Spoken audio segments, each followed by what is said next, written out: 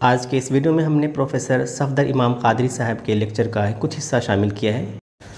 سامعین حضرات اور ناظرین، آج ہم ایک اہم موضوع کو ڈسکس کرنے جا رہے ہیں کیونکہ آج کا دن ہمارے لیے بہت امپورٹنٹ ہے، ہمارے ملک کے لیے امپورٹنٹ ہے، جسے ہم قومی یوم تعلیم کہتے ہیں، یعنی نیشنل ایجوکیشن ڈے۔ 11 نومبر 1888 کو ہندوستان کے پہلے شکشا منتری یعنی وزیر تعلیم مولانا ابوالکلام آزاد کی پیدائش ہوئی تھی۔ 11 ستمبر 2008 کو ministry of human resource development نے یہ فیصلہ کیا کہ اہم خدمات تعلیم میں مولانا ابوالکلام آزاد کی جو رہی ہیں ان کو نکارا نہیں جا سکتا ہے، اور دیش بھر میں آج کے دن قومی یوم تعلیم کے طور پر بغیر تعطیل کے، بغیر چھٹیوں کے منایا جائے۔ مولانا ابوالکلام آزاد کی خدمات کے لیے مولانا آزاد صاحب کو 1992 میں بھارت رتن سے بھی نوازا گیا۔ مولانا آزاد کی قیادت میں ملک نے کافی ترقی کی۔ ان کی قیادت میں ہی first IIT، IISc، Lalit Kala academy, Sahitya academy وغیرہ کی تعمیر ہوئی یا بنیاد پڑی۔ UGC، جس کو ہم یونیورسٹی گرانٹ کمیشن کہتے ہیں، ان کے بھی فاؤنڈیشن میں مولانا ابوالکلام آزاد کا اہم کردار رہا ہے، اہم رول رہا ہے۔ آج کے اس ویڈیو میں ہم نے پروفیسر صفدر امام قادری صاحب کے لیکچر کا کچھ حصہ شامل کیا ہے۔ کسی ٹیکنیکل فالٹ کی وجہ سے پورا حصہ میں آپ کو نہیں سنا پا رہا ہوں، یہ اسٹور نہیں کر پایا تھا۔ یہ خطبہ انہوں نے ایک تعلیمی ادارے میں دیا۔ پروفیسر صفدر امام قادری صاحب سابق سربراہ شعبہ Urdu, Patna, arts and science and commerce سے ان کا تعلق رہا ہے، اور تاہم جو لیکچر ان کا ہے، یہ لیکچر کا جو حصہ ہی صحیح، یہ حصہ ہمارے سامعین کو، ناظرین کو بہت پسند آئے گا۔ میں معذرت خواہ ہوں کہ وہ ان کے لیکچر کا کچھ حصہ ہی آپ کو سنا پا رہا ہوں۔ تو آئیے ہم سنتے ہیں پروفیسر صفدر امام قادری صاحب کو۔ خواتین و حضرات، ابوالکلام آزاد ہندوستان کی سیاست میں جو ان کا داخلہ ہے اس کو سنجیدگی سے یاد رکھنا چاہیے۔ ہم جانتے ہیں، جب جنرل نالج کی کتابیں پڑھتے ہیں تو ابوالکلام آزاد کے سیاستداں ہونے میں دو بڑی باتیں ہیں جو بار بار لکھی ہوئی ملتی ہیں کہ ابوالکلام آزاد ہندوستان میں جو انڈین نیشنل کانگریس کے سب سے کم عمر کے صدر تھے۔ مہاتما گاندھی جب صدر نہیں ہوئے تھے، ابوالکلام آزاد اس وقت کانگریس کے صدر ہو گئے۔ صرف 35 برس کی عمر تھی۔ 35 برس کی عمر میں کانگریس کی صدارت حیرت انگیز تھی، اور بعد میں بھی کسی کو یہ عزت نہیں ملی۔ تو ابوالکلام آزاد کانگریس کے صدر ہوئے۔ اس سے پہلے آپ یاد کیجئے کہ ابوالکلام آزاد جب رانچی میں نظر بند تھے، اور وہاں سے جیسے ہی انہیں فراغت ملتی ہے تو کلکتہ آتے ہیں۔ وہ 1920 کی جنوری کے ابتدا پہلا ہفتہ ہے، جب مہاتما گاندھی چمپارن ستیاگرہ میں جب پٹنہ آئے اور پٹنہ کے راستے سے وہ چمپارن جا رہے تھے، تو پٹنہ میں، اور اس وقت ابوالکلام آزاد رانچی میں نظر بند تھے۔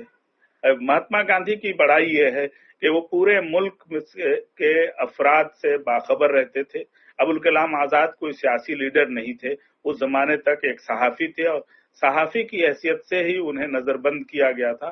مگر مہاتما گاندھی نے بہار کے، اس زمانے میں بہار کے چیف سیکرٹری کو ایک خط لکھا اور ان سے درخواست کی کہ ہم رانچی میں ابوالکلام آزاد سے ملنا چاہتے ہیں، مگر انہیں ملنے کی اجازت نہیں ملی۔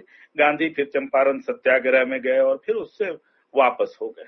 مگر جیسے ہی ابوالکلام آزاد دسمبر کے آخری تاریخ کو رہا ہوتے ہیں، نظر بندی ختم ہوتی ہے اور پھر وہ کلکتہ پہنچتے ہیں، تو مہاتما گاندھی 10 جنوری 1920 کو کلکتے میں ابوالکلام آزاد سے ملتے ہیں، اور مل کر انہیں کانگریس میں دعوت دیتے ہیں، کانگریس میں بلاتے ہیں۔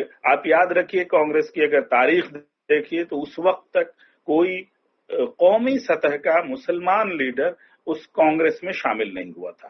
इब्तदाई दौर में कुछ लोग थे, लेकिन उस जमाने में नहीं था। राजमोहन गांधी ने तो इस पे बहुत तफसील से बात की है और उन्होंने कहा कि अगर अबुल कलाम आजाद पहले ऐसे मुस्लिम लीडर हैं जो कांग्रेस में बड़ी हैसियत के साथ शामिल किए गए, और कांग्रेस में आते ही 3 बरस में कांग्रेस में उनको सदारत दी जाती है और फिर वो देखते देखते एक अलग दुनिया सामने आ जाती है। अबुल कलाम आजाद सिर्फ ऐसा नहीं है कि कांग्रेस में आने के बाद ही वह हिंदुस्तान की आजादी की बात करते हैं। वो जब 15 बरस की उम्र में लिसानो सिद्क उन्होंने निकाला था, लिसानो सिद्क में एक छोटा सा मजमून उनका है जिसमें वो कहते हैं कि मुसलमानों का गुलामी से लड़ना सिर्फ समाजी और सियासी फरीजा नहीं है, वो इनका मजहबी फरीजा भी है। अबुल कलाम आजाद का ये खास पहलू है जो उनकी तरक्की में और उनके जो काम का दायरे कार बढ़ा उसमें बहुत कारआमद साबित हुआ कि वह सियासी, समाजी और मजहबी तीनों तावीलें पेश करते हैं।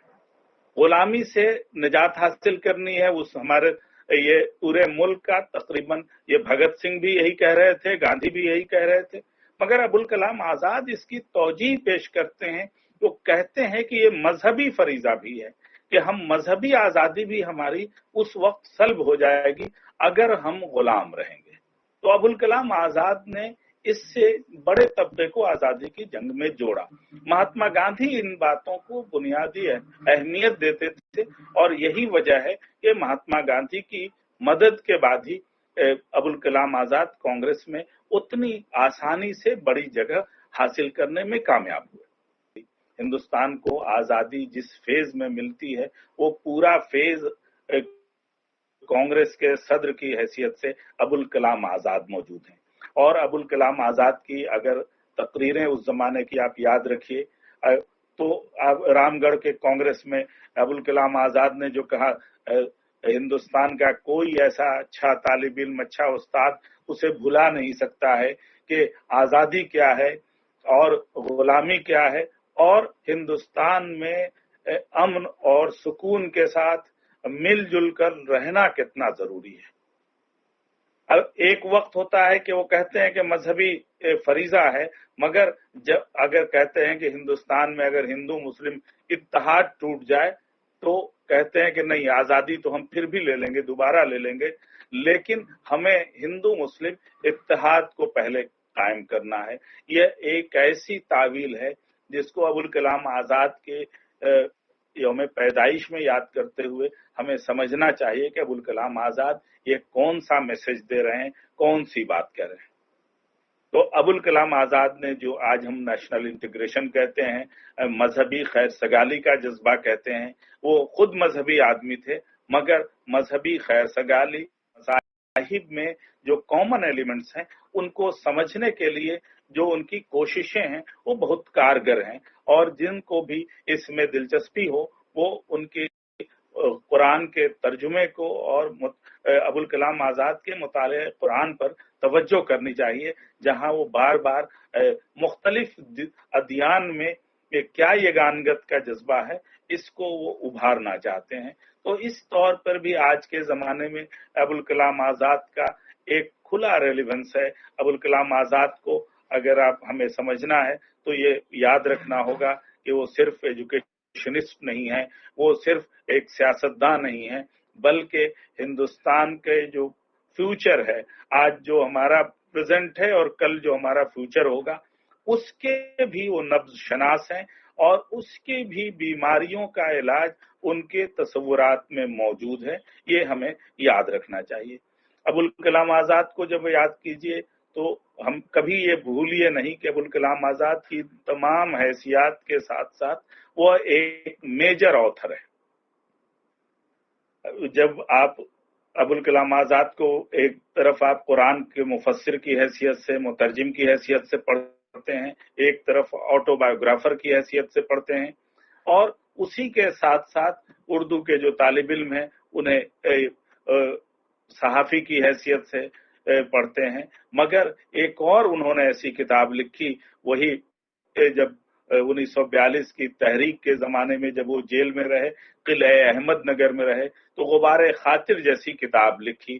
तो 24 खतूत का एक मुख्तसर सा मजमुआ है, लेकिन आप जानते हैं कि अगर हिंदुस्तान के कौन सा ऐसा सूबा है जिसके सिविल सर्विस के इम्तहान के लिए वो लाजमी किताब न हो, टेक्स्ट बुक न हो, मकतूब नगारी या उर्दू उसलूबियात के समझने वालों के लिए उसका कोई बदल मुमकिन नहीं है। तो अबुल कलाम आजाद की जिंदगी और उनके कारनामों के इतने पहलू हैं कि आप जब याद कीजिए तो थोड़ा थोड़ा भी अगर उस पर गौर कीजिए तो ये समझ में आएगा कि हमारे अहद का एक हैरत अंगेज वो शख्स है, वो एक ऐसी शख्सियत है जिसमें ऐसा जादू है कि वो किसी पहलू से आप देखिए उसके कोई ना कोई करिश्मा आपको नजर आ जाएगा। तो आज मैं उनकी शान में और उनकी खिदमत में अकीदत का खराज पेश करते हुए आप तमाम हजरात और खवातीन का शुक्रगुजार हूं कि इस खूबसूरत मौके से आपने मुझे याद किया। आज हम समझते हैं कि अगर हमने ज्यादा वक्त लिया हो तो इसके लिए मैं माजरत खा हूं। शुक्रिया।